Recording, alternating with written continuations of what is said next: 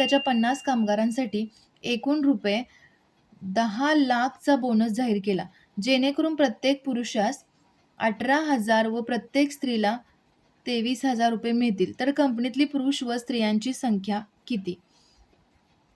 समजा पुरुष असतील एक्स आणि स्त्रिया असतील वाय. तर 18,000 पुरुषाला किती देणार आहेत ते 18,000 एक्स असं लिहूया आणि स्त्रीला किती देणार आहेत, स्त्रिया किती आहेत वाय, तिला किती देणार आहेत 23,000.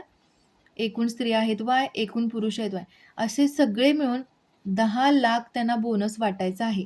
तर त्यांनी काय सांगितले, पुरुष व स्त्रियांची संख्या कोणती असेल? सिंपल आहे हे. ऑप्शन क्रमांक ए घेऊया बघा.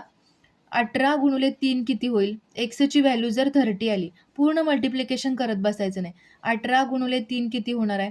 54 होईल. आणि 23 गुणिले हे 2 घेऊया. 23 गुणिले 2 किती होईल? 46. म्हणजेच किती आलं आपलं 5 आणि हे 5 10, म्हणजेच 10,00,000 होईल. हे 100 आले आणि 1, 2, 3 आणि हा एक 0 4.